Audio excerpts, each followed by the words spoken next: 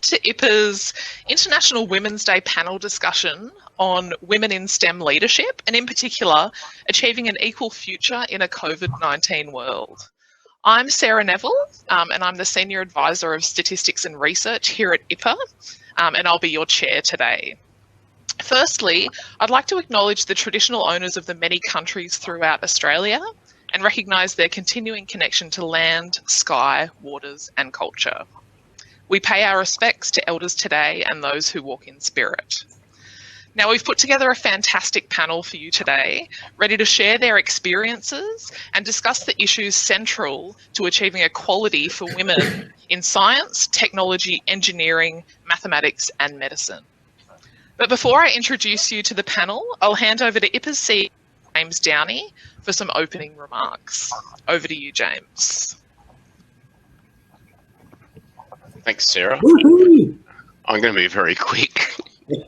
And just first of all, I want to recognise the contribution of all the amazing group of women we have here at IHACPA, both in the agency and on our board. We're extremely lucky.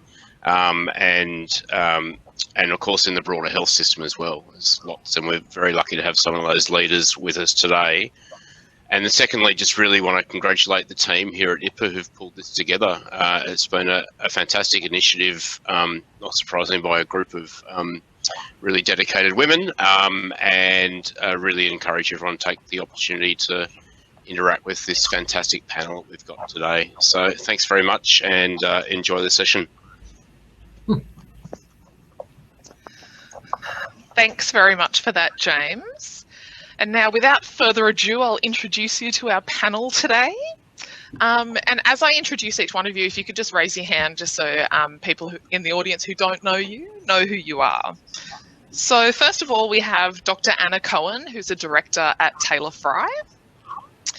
Second, we have Jim Birch, member of the Champions of Change Coalition and chair of the Australian Red Cross Lifeblood. Hi, Jim. Our very own Joanne Fitzgerald, Executive Director of Policy and Classification here at IHACPA. Professor Christine Bennett, Deputy Vice-Chancellor and Head of the Sydney campus of the University of Notre, Australia. And finally, Professor Deb Picone, CEO of the Australian Commission on Safety and Quality in Healthcare. Now, to start off, we'd like to find out a little bit more about each of our panellists. So I'm going to go around and ask each of you to briefly introduce yourself and tell us a little bit about your background and how you've reached your leadership position in the STEM field. And I'm going to start off with Professor Bocconi. Oh, very good. You're in trouble, Sarah. Well, first of all, thank you very much for your kind invitation to participate in this. I think it'll be great.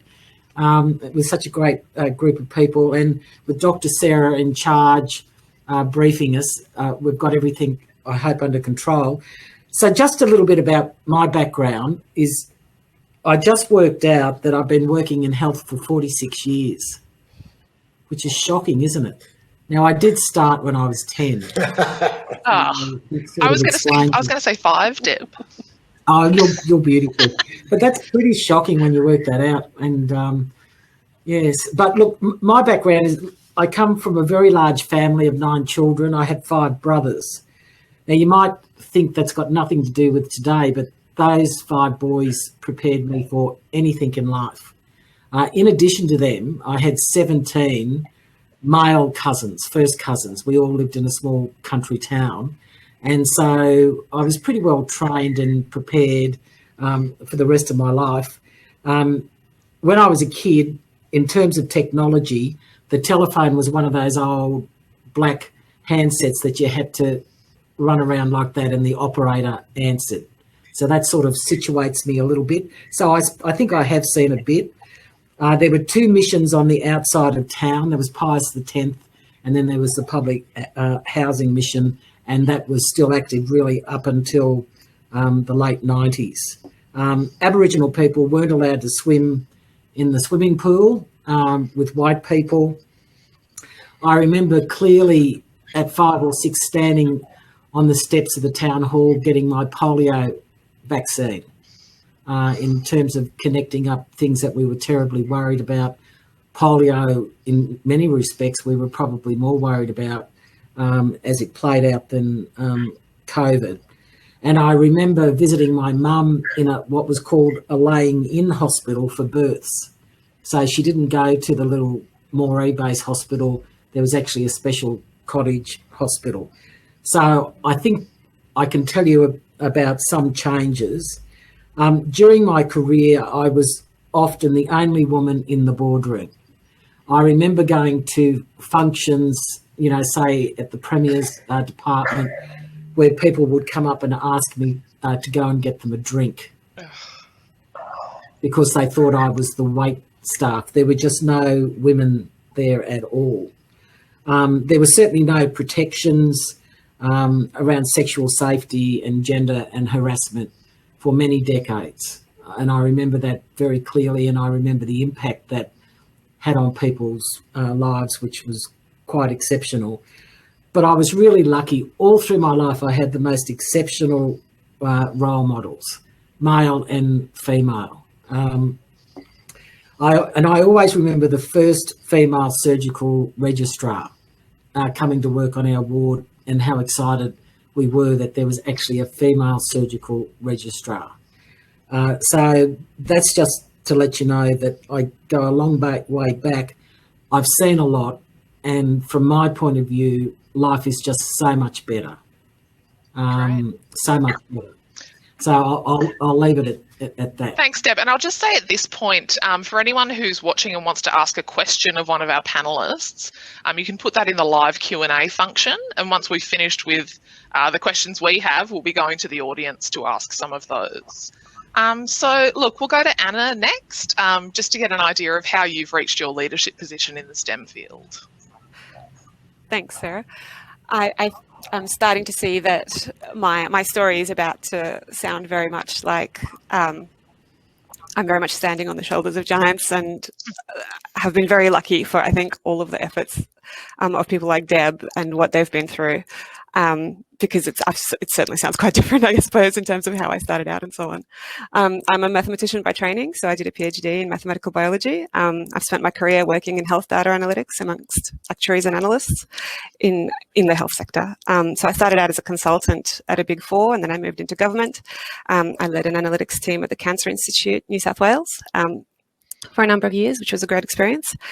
And about 3 years ago, Taylor Fry, which is a consulting and analytics and actuarial company that I've known well for a very long time, came to me and asked me about whether there was an opportunity in developing a specialised practice area in health analytics, and what would be involved in doing this. And I obviously convinced them that there definitely was an opportunity and that they could do it. And so they asked me to head that up. So I started as the Director of Health Analytics about 3 years ago, and now we're very lucky and very grateful to be working with amazing companies and organisations like IHACPA and the National Health Funding Body, Australian Digital Health Agency, state health departments, and so on. So little IHACPA plug there. We love that, Anna. Thank you. Well, I'll hand over to Christine now for a brief introduction. Oh, thanks, Sarah, and good afternoon, everybody. And yeah, what a privilege to be here. Deb, I think I'm roughly your vintage. I do count my life work experience in decades now, so I'm in the four-decade category. When I started medicine, I was a medical student. It was 25%. The cohort were women. Now it's closer to 50 to 60%. So we've come a long way in that regard. I was a paediatrician in a former life, and always very interested in the broader aspects of health, not just healthcare, but really what keep us healthy and well. And for that reason, I was attracted into New South Wales Health, where I became head of child and family health, and then head of services planning, and just saw how the system, which so few of us actually truly understand, works. And I've been privileged enough to pretty much work across every part of that health ecosystem, whether it's running major teaching hospitals, working in the private sector, running healthcare companies, setting up a group like Research Australia that really champions the role of research in our health and hope and prosperity in this country, as well as in the health insurance space, and for the last 9 years, Dean of Medicine at Notre Dame in the academic space. So very lucky to have seen every dimension, and very privileged to also to be the chair of the National Health and Hospitals Reform Commission, which, believe it or not, was 10 years ago, and I picked it up the other day, and everything in it is so contemporarily relevant for a couple of reasons. One is that our approach as commissioners wasn't to say, oh, we know what's right for the system. We actually went out and spoke all over the country, listening and consulting. So the work of the commission was really the work of frontline people, and then right through to senior leaders in health. And so I think it's actually still very relevant today. But people used to ask me after that, what did I think was my number one priority in all the 123 recommendations? And, you know, everyone expected us to say Commonwealth-state relations and who's paying for health, and sure, that does create a lot of silos. But I always said that the system and health was not using smart use of data. So whether that was around big data, personalised data, digital technology, we were way behind. And so that really started my passion for driving the uptake of data analytics and digital science into health. So I've been involved in pulling together cooperative research centres, doing things in my own workplace, embedding it into the education of future healthcare professionals, and most recently joining the board of Telstra Health. But one final thing I'd like to say, Sarah, is that I also am just so grateful to be the convener of the Champions of Change Coalition Health Group, which IHACPA is, and by the way, we recommended IHACPA, so, you know, I think that makes me your grandmother or something, I don't know. Thanks, Christine. Fairy godmother. Anyway, but IHACPA, but very pleased that IHACPA, with James's commitment as well to gender equality, and in fact, Jim's organisation, Red Cross's blood bank as well, are part of that very rich group. And now in that post-COVID environment, and with other big challenges, climate change and other things, really taking the opportunity to see what we can do as leaders to champion change and get gender equality, a gender equal future for our health workforce, and more broadly. Fantastic. Fantastic. Thank you, Christine. Well, that's a good segue to Jim, Champion of Change. Would you like to introduce yourself and give a little bit of background? Thanks, Sarah, and thanks to IHACPA for putting on really an outstanding opportunity today. And I'm privileged to be amongst such great female leaders, and it's just a pleasure to be here. When Deb was reflecting on how long she'd been in the health system, I used my STEM skills to work out how long I'd been in, Deb. And I'm 47 years in the system in July, which means I must have been 9 when I started. But I started differently. And the only other amusing comment that I might have, Deb talked about how she was the only woman in the room.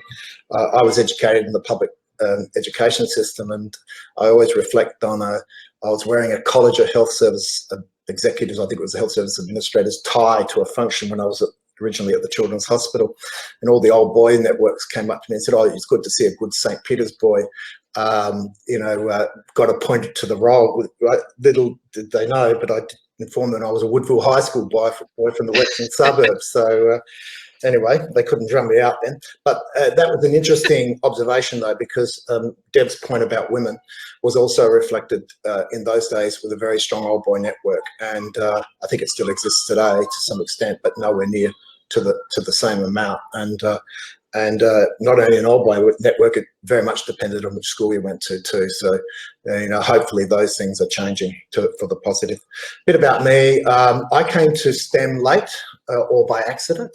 I had an outstanding lecturer at the University of New South Wales, Stephen Duckett, who I did quantitative methods and operations research under Stephen's tutelage, and it piqued my interest, but I didn't know how I was going to use it when I was running hospitals and health services until case mix came along, activity-based funding in South Australia, as it was in the late 70s, early 80s. One of the original states. Yeah. then I needed it in spades. And that really goes to Christine's point about how important quantitative methods and metrics and now data and analytics has become. I don't know whether it was accidental or incidental, but I without doubt, most of the outstanding leaders that I've worked with over the years have been women. Now, that doesn't mean I haven't worked with some outstanding men, but there have been, I think, a preponderance of outstanding women. It could be the sector that I worked in, it may well be, but it's just been that way. And therefore, you know, I feel very strongly about the importance of STEM and women in leadership. And it's just something that has always been there for me. And I think it has come from the experiences that I've had with case mix and also with the sheer problem in getting workforce, a capable workforce in that area. So for me, that was pretty natural.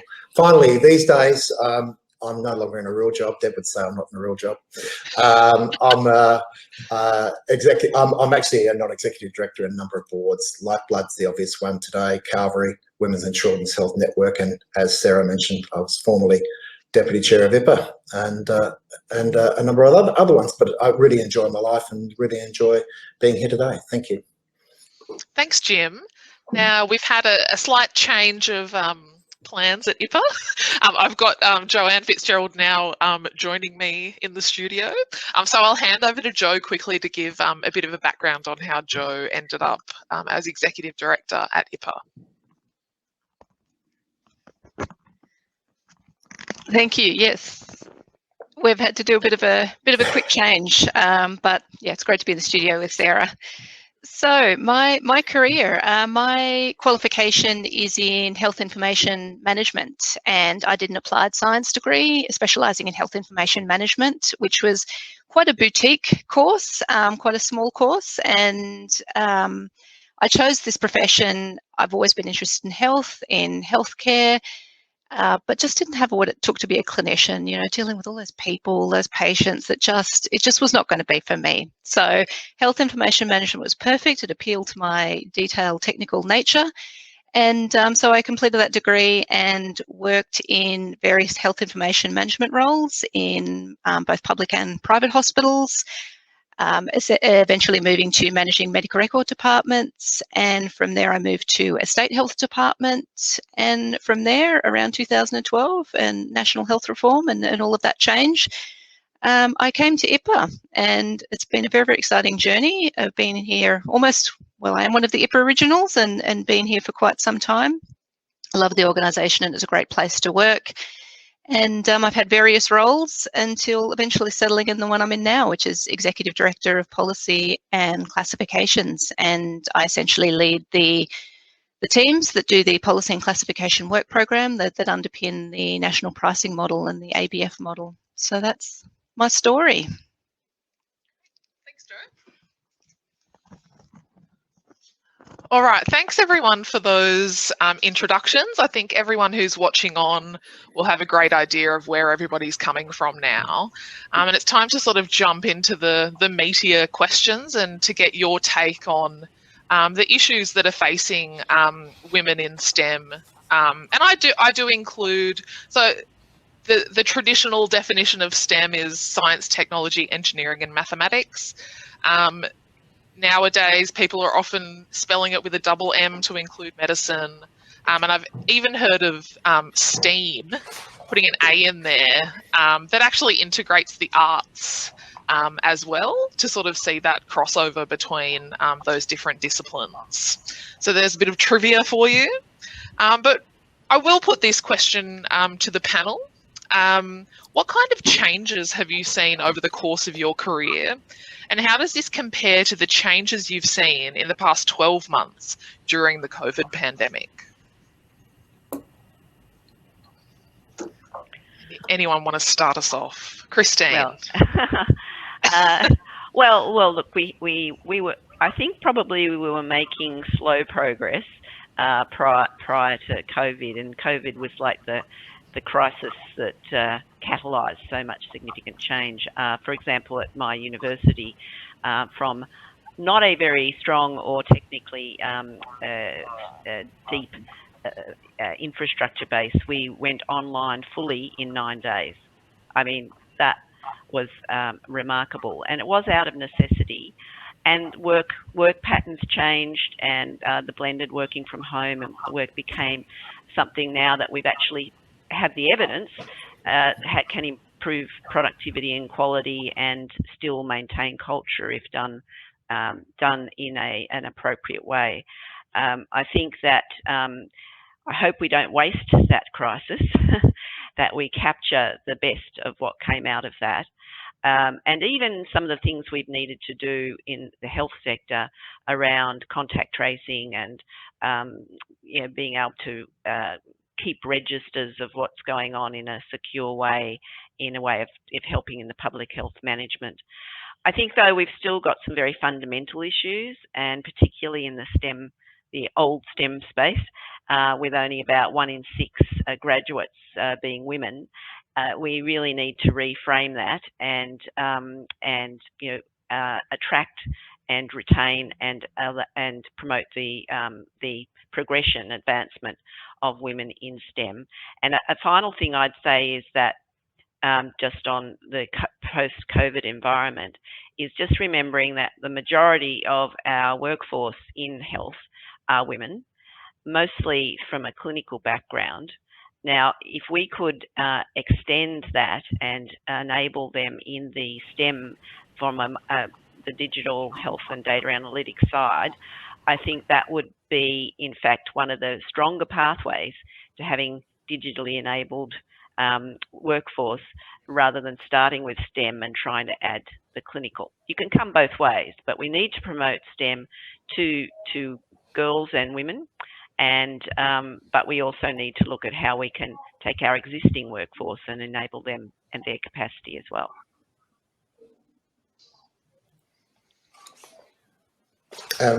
Over to maybe if I could have a go, Sarah. I might come at it. We'll hear from you, Jim, and then I'll hand over to Deb.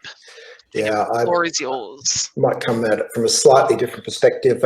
Certainly with Lifeblood, I think, as Christine knows, it's a pretty much an exemplar organisation in this regard. We do have I think role modelling and what you do in real life actually makes a difference to the way women will view whether the opportunities are real or imagined. And certainly in Lifeblood's circumstance, I won't go through it all, at the board, executive, senior executive, chief executive, the scientific, the data science areas, we've got a very high representation of women and have very strong flexibility in our industrial relations environment. Obviously, we have areas where that's not possible to have that level of flexibility, particularly at the donor sites where you have hands-on, but in a vast majority of our areas, that flexibility is interesting and strong. Just a quick COVID fact, we did a survey of our staff, non-client-facing staff, which is a pretty large group. 77% of them post-COVID want a higher degree of flexibility than they had pre-COVID. Now, that may come back, but I think that says a lot. I don't think we should forget, though, that some of the evidence we've got also indicates that a number of women who wish to actually not have that flexibility have issues with domestic violence and other circumstances in the home, which cause problems in that regard. Just in relation to over the last 20 years, up until recently, I think it's been very slow progress for improving opportunities for women in STEM and also in leadership in general. But I think the last few years, last 5 years in particular, I think there's been a stepping up of the process. Christine mentioned the champions of change.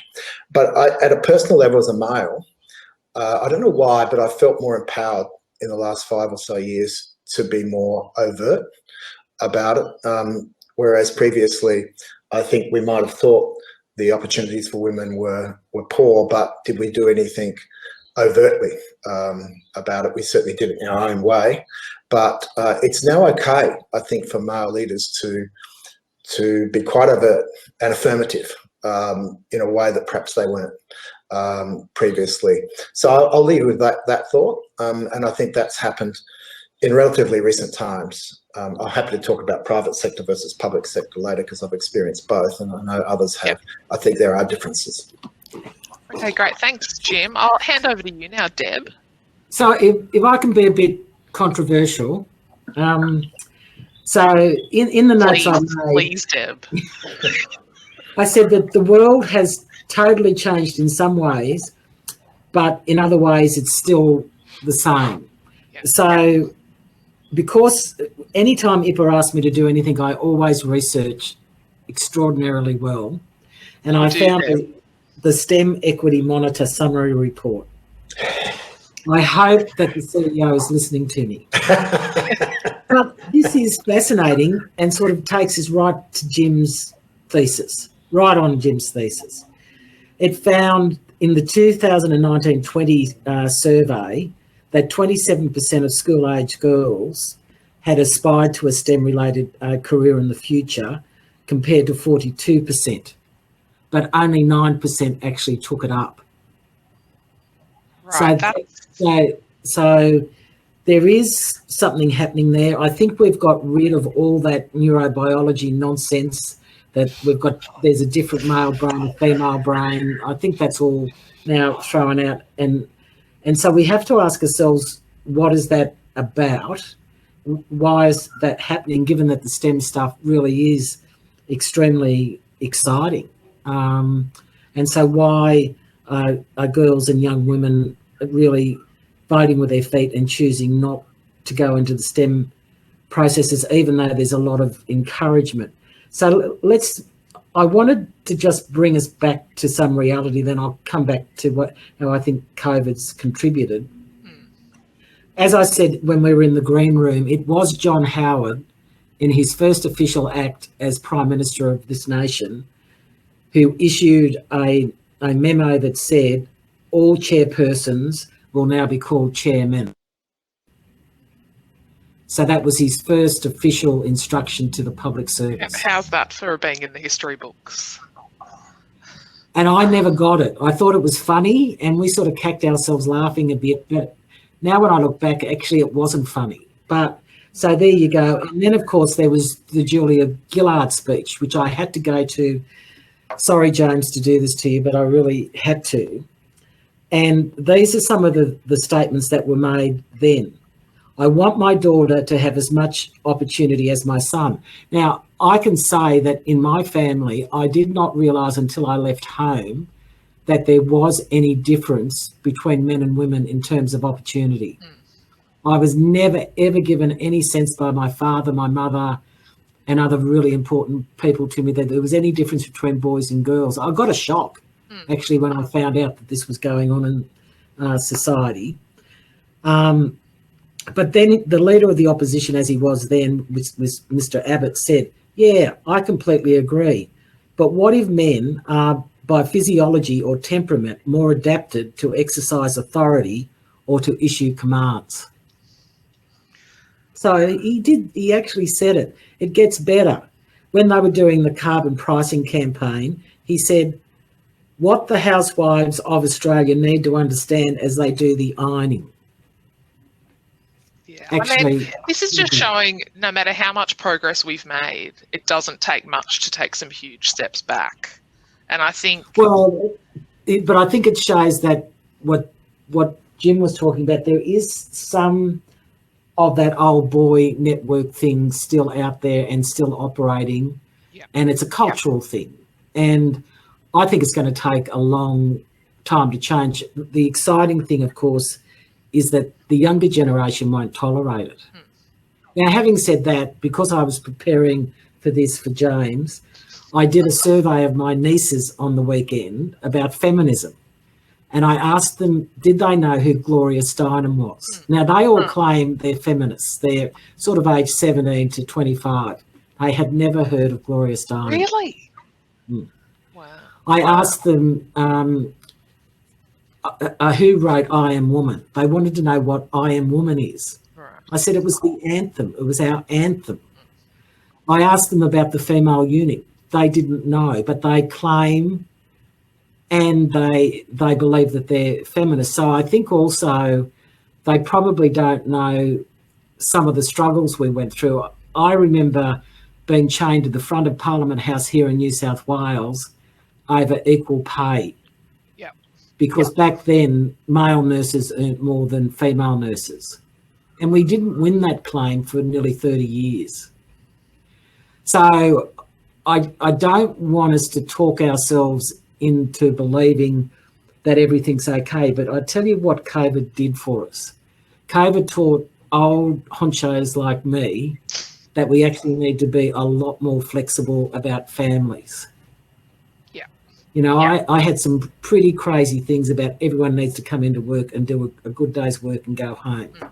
Well, that's rubbish. We'd never been more productive in the arrangement that we had during COVID. And so I think as we start creating far more flexible workplace environments and start listening to each other more, and as the younger people come through who won't tolerate these gender disparities, I think we're going to see far more progress in the decade coming than what we've probably seen in the last 3 decades. And I think that's really exciting. Well, that's So good to end on an optimistic note, Deb. Yeah. Actually, Sarah, can I just add something? Sorry to Deb, because I think it's a really important point that you make, Deb, about opinion without data. And the evidence, the research shows that diversity, you know, in many forms, plus an inclusive workplace, delivers greater productivity, innovation, and, you know, national economic benefit. And so the evidence is really there. And the use of the full talent pool in a sector that is growing so rapidly to get the best minds, male or female, working on things, is I think a really important priority for our nation and for our governments to encourage. And as I said earlier, only 1 in 6, 16% graduate with a STEM qualification, and they actually enter the STEM workforce. But some of the research has shown that they're the most likely to want to leave the STEM workforce, more attracted to going there to solve problems, but more likely want to leave. And their biggest issue cited was everyday sexism, so a cultural thing. Right. And finally, Sarah, I just want to say we actually have a Coalitions of Change STEM group, and they've actually done extensive surveys and using that data to inform what they do. And the 3 big issues that came out of those surveys is that from women and men is to reframe STEM to connect it to a purpose. So it isn't, you know, the maths is important and exciting for people who love maths, but it's the purpose. The second thing was to identify and act on barriers. And the biggest barriers, they said, is if you can't see it, you can't be it. And also around the sexism and the flexible workplace. And the final thing was around disrupting and transforming our culture, which is that it isn't a women's problem. It isn't about fixing women. It's about fixing the system, and it's everybody's issue. So those are the 3 big things. And I totally agree with that last point as well. I know there was a little bit of controversy about including a man on our panel, but I think it's the responsibility of everyone to get involved in this and solve, you know, these remaining issues together and not treat it as a women's problem. It's up to everyone, and it's better if everyone is equal. It benefits everyone. It's like and our panel pledge is to be on a balanced panel. Yeah, well done, exactly. Yeah. And also just around that flexibility side of things, flexibility should be about working the way you want to work. And if that means you want to be in the office 9 to 5, 5 days a week for whatever reason, great. Flexibility doesn't mean working from home for everyone. There are issues like mental health and domestic violence that can be sort of exacerbated by working from home all the time.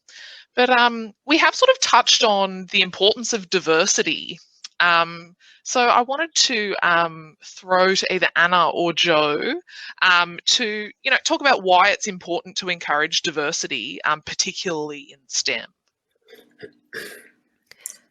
Sure, I can start. Look, I think. Okay, great. Thanks, Anna. There are so many reasons. STEM is the field that is currently at the forefront of designing our future. And so if that future is designed by only 50% of the population for the 50% of the population, well, first of all, as Christine pointed out, we're not using 50% of the talent pool, which is just a huge waste. And we're not serving the whole population either. So it's really important, I think, in STEM to get the balance right. In terms of representation, I think a lot of people have spoken about role models, and just thinking from my experience, when I started as a graduate, it wasn't that long ago, really, certainly not as long ago as some people in the panel may have started, but I was still one woman in a cohort of 9 actuarial grads, which is, it's not a lot.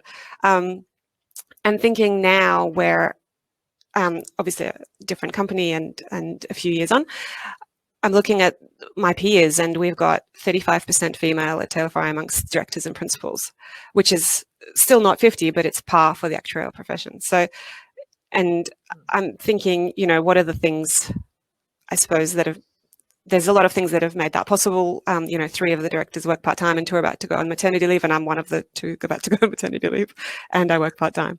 And I think, just looking back to what would I have wanted to see back when I was a graduate, that would have helped me feel like I would have wanted to see that, I think. And I don't know that I necessarily saw a lot of that back then. So I think if we want to encourage diversity, we have to encourage it, at every level. We have to encourage women going into STEM early. I think we have to build confidence and work on mentoring to encourage women to see that they can see themselves, they want to be in those leadership positions. It's about setting up systems that help them do that. And it's about seeing role models that they can see how their life might look, and that their life might be something that they want in that space. Yeah, or that they hadn't necessarily considered. That's right. And so you have to have diversity at every level if you want to encourage diversity, I think, from the very beginning. And there's a lot of research that says that, for example, for companies having, I think it's research by the Workplace Gender Equality Agency and the Curtin Economic Centre, that found that companies that increased representation of women across each of the key leadership roles in an organisation added market value between 50 and 70 million per year for an average size organisation. And this was a causal relationship, not just a correlation where companies that are worth more can afford to have more women. It was causal.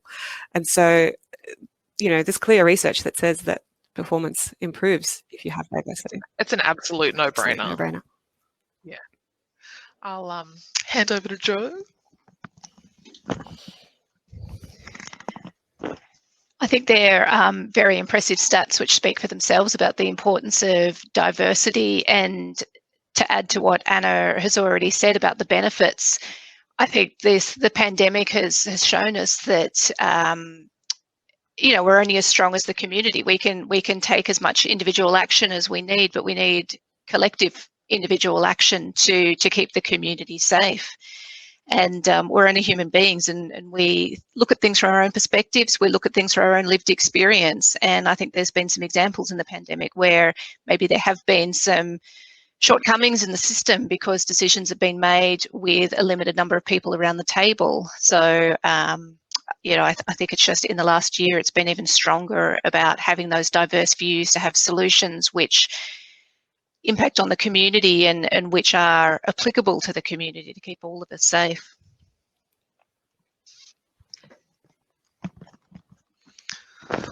All right, I'm just going to take this opportunity to encourage people in our audience to add questions on the live Q&A. I've got one more question ready for our panel, and I'm sure we can fill the time, but if you do have any burning questions, please put them in the live Q&A and I'll pose them to the panel. So another question, changing tack slightly, and we have talked about this, we've touched on it, but how can we continue to build confidence among young professionals so that all females feel really empowered to apply for leadership roles, and what kind of support can leaders provide to continue to break down barriers? I don't know. Christine, were you going to go then, or? Yeah. Anyway, I'll go. You go, and I'll go next. Yeah. Look, I'm a great believer in mentoring people, and the one thing I say when I get a chance to talk to young graduates or people coming through the system is to remember this: is that we're never alone. Often we get out into these really complex jobs, particularly, for argument's sake, health administration, running health services, hospitals and other things. They're really, really tough jobs. In some cases, near on impossible, really, the ask by community and government. And the main thing to remember is that you are never alone. And so I try and encourage people early on to remember you're never on your own, and to try and get a network of people that work for you, people that you can turn to. So even, when I was, say, Director General for Health, and Jim, I'm certain, had similar experiences, there were 2 or 3 people when the problem was so difficult and so hard, and I had the best brains in the business always, that's the great thing about health, working on it, but I wasn't convinced. I would just pick up the phone and I'd ring them. Now, one of those people was Robin Cruck. And I'd just have I'd say, this is going on, this is what people think, I'm not certain, what do you think? And if she couldn't help me then, she would always help me later on. And there were a couple of other people that were in key positions like that. Jim I would often ring as well, particularly as he, went more into his consultancy work. So it's very important for people to establish their network, to get people that they trust who will mentor them. In addition, I know there's a lot of professional mentoring programs go on, but in addition to that, this informal one. And always remember, because we're here in the public interest, we're here serving the public and the public good, that we're never alone. And that's the main message I try and get through to people, that you've always got someone that you can talk to. Now, hopefully the bum steers and you don't get into bother too often. You're not ringing them in the evening after they've had a gin and tonic or something, but just remember that there's always people there with you, and people are so generous and so kind. And I've really been fortunate to have that the whole way through my career, right through from a clinician, right through to even now in the job I'm in now. There are times I just don't have the answer. And so there's people I'll ring and talk to, and that's so important for the individual. So I strongly encourage people to do that. Yeah, just before I'll hand over to you in a second, Christine. There are other studies that have been done that show that women won't apply for the job unless they feel that they meet every selection criteria, whereas men will apply if they feel they meet more than half. And myself as someone who's been in senior leadership positions, no matter how supportive the people are around you, I really felt that I needed to have all of the answers. And that can be quite isolating, particularly in STEM, when people, from a quantitative background, you have the ability to have all of the answers. You've got attention to detail. You've been trained to know all of the answers. So then, when you do get to those leadership positions, it can be humbling and quite isolating to have to say, I don't know how to solve this, and that's where your networks really come in for that support. Yeah. I think on that point, Sarah, I found it really interesting doing mentoring myself of junior staff, because the kinds of questions that you get from female mentees are very different to the kinds of questions you get from male mentees, and that's helped me a lot in my own view of myself. Whereas I kind of think, you know, for women, you hear a lot of questions like, oh, how can how can I build my own confidence? How can I speak in meetings? How do you do it? You know, I don't hear that kind of stuff from my male mentees. I hear more about, well, what is my career progression going to look like? What can I expect?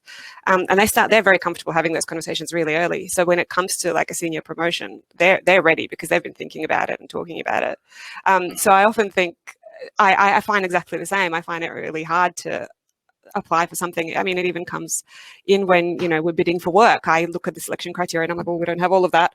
But, you know, my male colleagues might go 3 out of, you know, 7, that'll 3 do. out of 5 ain't bad. So I often think, well, what would those male colleagues think? Would they worry about this? Or even what would my mentees think? Would they worry about this? And the answer's often no. And so I just say, okay, I'll just have to brave it and go for the best. Yeah, thanks, Anna. Christine? Oh, sorry, we just don't have sound for you. There you go. Oh, yep, you're on now. Okay, good. Yep. Sarah, I was going to actually make that point just to show that you can keep learning. I have for a long time said that it's not about fixing women, it's about fixing the system. And I still believe that is the system in the sense of culture and processes and what we value and the sort of, you know, opinions that Deb described earlier, which suits the male agenda and the gender politics. But put all of that to one side. What I've learnt recently is that women are in fact different in how they approach these things, and that research that you just mentioned about the application for jobs and not applying because you didn't have 100% of the criteria, and the men applying sometimes with as little as 20 or 30% because they'll learn on the job. So there is something really different about how we, for whatever reason, approach problem solving and our own contribution to that. But what I wanted to say in terms of the system view is that starting early is really important. So the fact that our girls in schools are doing robotics and data analytics and other things sort of from earlier in the education system, you know, beside boys, it doesn't become a gender labelled activity. As I said earlier, you can't be it if you can't see it. So the role modelling and the great stories about women's contribution, and our chief scientist, Kathy Foley, you know, a whole range of people that you could point to. But I agree with Deb that mentoring, whatever stage you're at, being a mentee as well as being a mentor, by the way, I think anyone can mentor the people around them, and then you do, as you said, get a feel for what the sort of different issues are. But we can also take it one step further, which we're actually discussing this week at the Champions of Change Coalition, which is about sponsoring. Others will call it championing, but sponsoring goes a little bit further than mentoring, and actually in a workplace where you've got a talent pipeline and you've identified somebody, someone actually can assist that person in their progression in a more directive, guiding way. So, you know, I think they are all part of it, but I will also still say that we need to listen to the people in that profession itself. And I do think we still have issues around everyday sexism and bullying in the workplace. So you've got to act on multiple levels, really, and call that behaviour out too. Yep, definitely. Sarah? Oh, yep, Jim? Could I make one added comment going on from Christine? This is a generalisation, but in my experience, there's a need for substantial improvement in human resource management systems and processes. I think the very best of them are very good, but in my experience, a large number of them are inherently biased against women. The processes that largely rely on interviews, I think, are inherently biased because if you're very confident, you just mentioned about the level of confidence that men seem to have, which I'd support, versus women in being able to answer all the questions. Doesn't mean they get them right, but they answer them. And also, the whole concept of what are essential criteria and desirable criteria and the way we structure these things without looking at potential. I mean, I don't want to say all human resource systems and processes are bad, but in my experience, most are bad. And I think people with potential who can, with the right mentoring, and I think others have mentioned that, with the right support, can be superior to the person who gets appointed simply because they ticked a lot of boxes. I think works against women more so than works for them. So I think there's a real need. Now, that's pretty controversial. If we had any HRM people online, they might argue the point with me, but that's been my experience with human resource management. Thanks, Tim. I don't want to forget Jo, who's sitting next to me, so I'll hand over to her for a comment. To add to the comments which have already been said in terms of building women's confidence, you know, certainly having that mentor relationship, and we're often much better at advising other people than we are at advising ourselves. So what's encouraged me to apply for roles that I have felt maybe not 100% qualified for is somebody coming to tell me, you know, you should apply, you can do it. And it's just, we wish we didn't need that external validation, but it can make such a difference to someone as an individual. You can make a difference to them in the workplace to encourage them and to help them with that application. And I'd just like to follow on too from the commentary about, you know, you can't be what you can't see. And I think there's, expanding on that, it's important, I guess, for if you're in a senior leadership role, what you do and what you model makes a huge impact. And, you know, there's been a lot of discussion about flexibility and the increased flexibility and how, you know, great that is for women. And that is really, really good. If you have no one in your organisation in a senior leadership role who has a flexible work arrangement, you can have all the policies in place that you would like. You can be as encouraging of flexible work arrangements as you like. But if people don't see that through senior leadership, they're going to think that, well, if I want to be in a leadership role, I'm not going to be able to do that through that flexible work arrangement. So I think thinking as ourselves as senior leaders, what we do has such a huge impact, probably more than what we say. And so that's I think, sort of going to be a huge thing to remember. Thanks, Jo. Sarah, could I add something to Jim's point? Because sure. I was in a really fascinating panel the other day where this came up, and that is, what is merit? We talk about merit-based appointments, but what is merit? There's a checklist of things that you know or things that you've done, but, you know, there are then the issue of potential. There's the issue of personality and the team dynamic and how you're going to fit. And so I think that the whole area of, in a very competitive world as well, you know, we do need to explore merit. And in health, there's some very interesting research going on at St Vincent's on the concepts of merit in clinical leadership appointments. So, great. Back to Dave. All right. Well.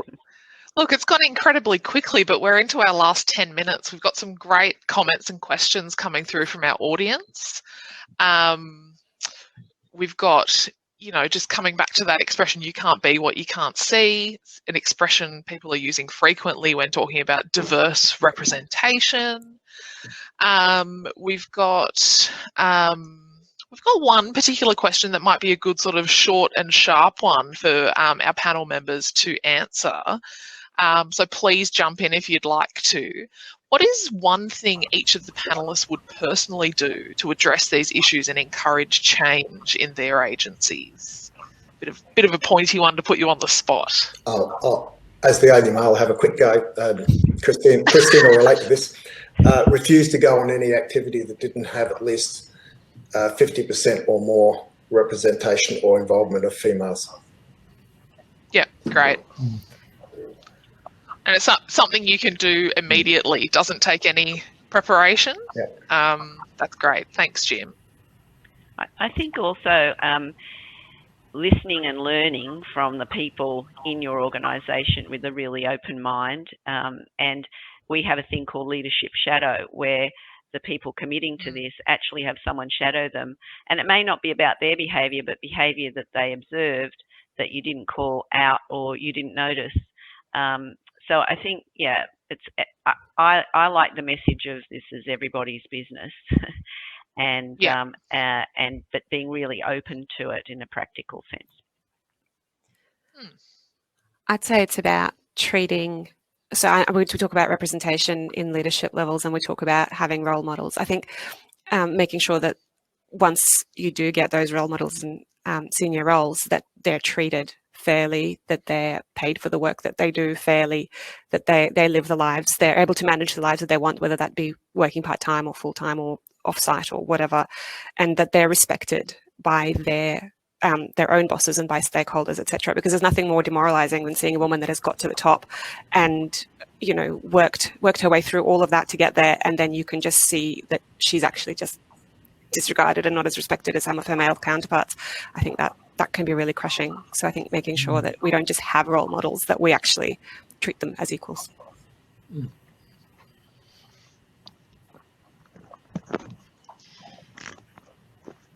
I think similar to, I guess, what sort of Jim said about the panels and you know, for example, only agreeing to be on panels that are balanced.